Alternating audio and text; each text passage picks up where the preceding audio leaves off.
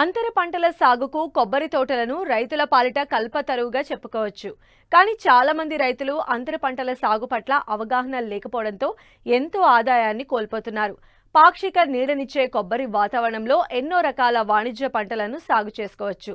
దీన్ని ఆచరణలో పెట్టి మంచి దిగుబడులను పొందుతున్నారు అంబేద్కర్ కోనసీమ జిల్లాకు చెందిన ఓ రైతు.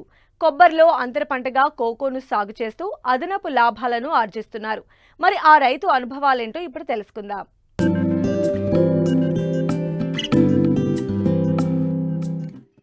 ఆంధ్రప్రదేశ్లోని కోస్తా జిల్లాలు కొబ్బరి సాగుకు పెట్టింది పేరు. అధిక వర్షపాతం, గాలిలో తేమ శాతం అధికంగా ఉండటంతో కొబ్బరి సాగుకు అత్యంత అనువుగా ఉంది.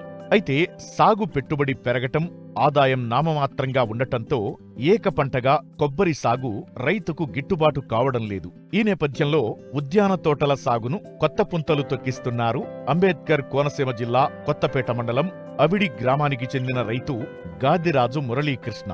తనకున్న 10 ఎకరాల వ్యవసాయ భూమిలో 40 ఏళ్ల క్రితం కొబ్బరి మొక్కలు నాటారు. అయితే ఒకే పంటపై వచ్చే ఆదాయం సరిపోకపోవడం, మొక్కల మధ్య ఖాళీ స్థలం అధికంగా ఉండటంతో 12 ఏళ్ల క్రితం కోకోను నాటారు. దీంతో 2 పంటల నుండి ఆదాయం పొందుతున్నారు.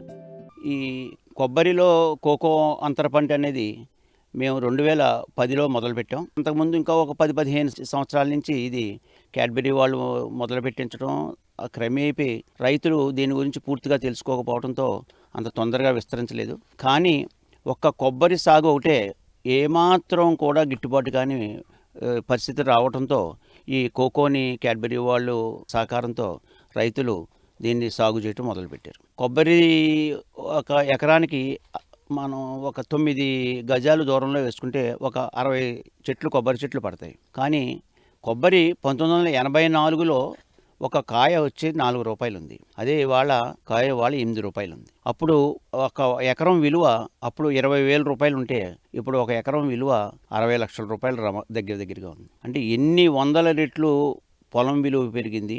ఆ నిష్పత్తిలో ఏమాత్రం కూడా కొబ్బరికాయ యొక్క విలువ పెరగలేదు.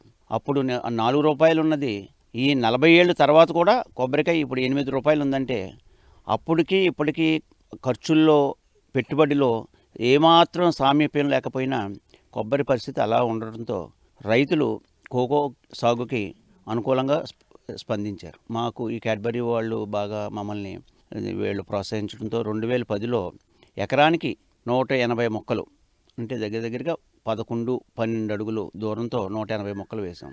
కోకోకి పూర్తిగా కొబ్బరిలోనే ఆ పంటని సాగు చేయవలసి ఉంటుంది. ఎందుకంటే నీడ అనేది కోకోకి చాలా అవసరం. పాక్షికంగా నీడ లేకపోతే కోకోని సాగు చేయటం కొన్ని చోట్ల చేసినా కూడా అది అంత అనుకూలంగా లేదు. కొబ్బరి తోటల్లో ఇది చాలా అనుకూలంగా ఉంటుంది.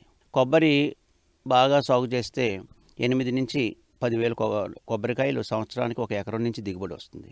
అవి పూర్తిగా ఖర్చులు అన్నీ పూర్తిగా తీసేస్తే ఆ 10,000 కాయల మీద 35,000 నుంచి ఒక 40,000 రూపాయలు ఆదాయం మాత్రమే వస్తుంది.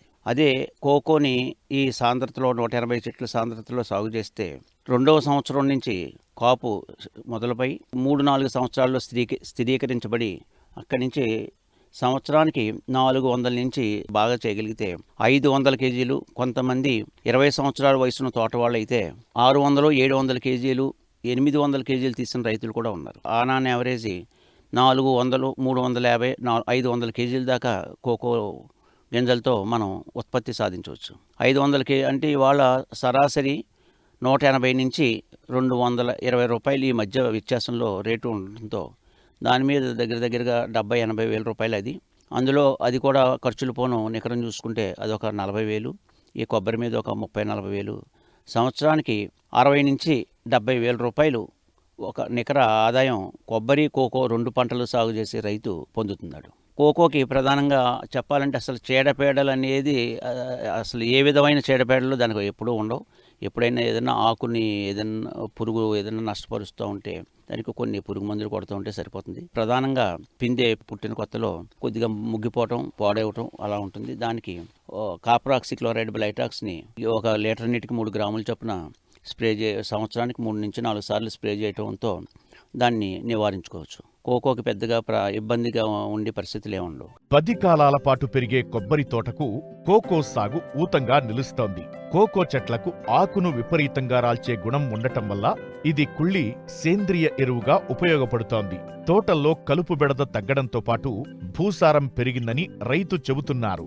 కొబ్బరిలో కోకో అంతర పంటగా ఉండటం వల్ల అత్యంత లాభదాయకమైన అంశం ఏంటంటే, కోకో కొన్ని లక్షల ఆకు, కొన్ని టన్నులు ఆకు ఈ భూమి మీద పడి ఆ భూమిలోకి అది సేంద్రియ పదార్థంగా మారి కొబ్బరికి కోకోకి కూడా అత్యంత ఉపయోగమైన సేంద్రియ పదార్థాన్ని బాగా పూర్తిగా అందించగలగడం వల్ల మన పెట్టుబడులు తగ్గి నేల సారవంతమయ్యి ఆర్గానిక్ అది 2% మారటం వల్ల సహజసిద్ధంగానే భూమి సారవంతమయ్యి కొబ్బరి కోకో కూడా అత్యంత లాభదాయకమైన క్రాప్గా ఇప్పుడు మన కోనసీమలో గుర్తింపబడింది. ఇప్పటికీ కూడా ఇంకా వచ్చిన ఇబ్బంది ఏంటంటే, కోకో పూర్తిగా శ్రద్ధ పెట్టి సాగు చేయకపోవటం వల్ల కోకో సరిగ్గా కాయక కొంతమంది ఇంకా వాళ్ళకి గిట్టుబాటు కాదని కోకో తోటలు తీసివేస్తున్నారు.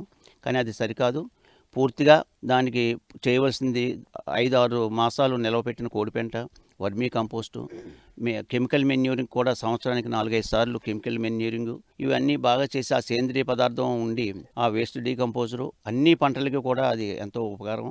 ఇవన్నీ వీళ్ళు ఉపయోగించుకోగలిగితే కొబ్బరి కోకో మీద ఖచ్చితంగా నికరంగా అన్ని ఖర్చులు పోను 1,00,000 రూపాయల ఆదాయం తీయడానికి ఏమాత్రం ఇబ్బంది ఉండదు. కోకోలో ఇంకొక లాభం ఏంటంటే, వర్షాకాలంలో వచ్చిన అంటే ఖరీఫ్లో వచ్చిన పిందె అంతా కూడా కోసి తీసివేసి ఓన్లీ రబీ క్రాప్నే మేము ఉంచుకుంటున్నాం. ఎందుకంటే వర్షాకాలం పంట, వేసవకాలం పంట 2 పంటలు ఉంచుకోవటం వల్ల చెట్టు బలహీనపడి అసలైన పంట అయిన రబీ అంటే వేసవకాలం వచ్చే పంట దిగుబడి తగ్గుతుంది. రబీ పంటలో మనకి అది జనరల్గా జనవరి నుంచి మొదలవుతుంది.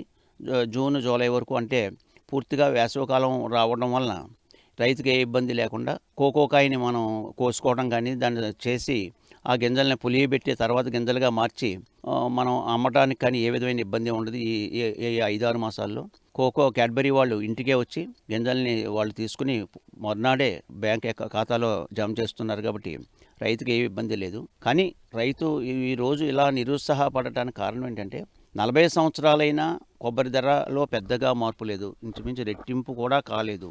కానీ అప్పుడుతో పోల్చుకుంటే ఇప్పుడు ఒక కొబ్బరికాయ పైనుంచి తీసి దాన్ని ఒక చోట పోగు చేసినప్పటికే ఒక కొబ్బరికాయకి ఒక్కో రైతుని బట్టి 2.5 నుంచి 3 రూపాయలు ఖర్చు అవుతుంది. అంటే కొబ్బరికాయ 8 రూపాయలు వచ్చినా ఆల్మోస్ట్ అందులో సగం డబ్బు ఆ రోజే అతనికి ఖర్చు అయిపోవటం వల్ల ఇంకా 4 రూపాయలే మిగిలితే రైతుకు అందులో ఎక్కువగా ఆదాయం కనపడక అది కూడా నిరుత్సాహంగా ఉంది. అదే కాకుండా 50 రూపాయలున్న పొటాష్ బస్తా ఇవాళ 1,700 రూపాయలు ఉంది. సంవత్సరానికి 3 కేజీల పొటాష్ ఖచ్చితంగా కొబ్బరి చెట్టుకి అవసరం. 2 దఫాలుగా 3 కేజీలు పొటాషు, 2 కేజీలు single super phosphate, 1 KG urea అంటే నైట్రోజన్ వేయవలసి వస్తుంది. ఈ 6 కేజీలని జూలైలో ఒకసారి, డిసెంబర్లో ఒకసారి వేయవలసి వస్తుంది. ప్రభుత్వం కూడా పొటాషు ఎరువుని వాళ్ళు సబ్సిడీలో అందించి రైతులను ప్రోత్సహిస్తే తప్ప ఈ కొబ్బరిది కూడా రాను రాను దిగుబడి తగ్గే పరిస్థితి ఉంది. సాగు భూమి తగ్గిపోతుండటం, చిన్న కమతాలు పెరిగిపోవటం వంటి కారణాలతో వ్యవసాయంలో నేడు రైతు మనుగడ ప్రశ్నార్థకమవుతున్న పరిస్థితుల్లో ప్రతి రైతు ఆదాయం పెంచుకునే దిశగా ఆధునిక పరిజ్ఞానంతో ప్రణాళికాబద్ధంగా ముందడుగు వేయాల్సిన అవసరముంది. దీర్ఘకాలిక పంటలను వేస్తున్నా అందులో కూడా అంతర పంటలను వేసి ఏమాత్రం భూమిని, సమయాన్ని వృధా చేయకుండా రాబడి పొందుతున్న రైతు మురళీకృష్ణ సాటి రైతులకు ఆదర్శంగా నిలుస్తున్నారు.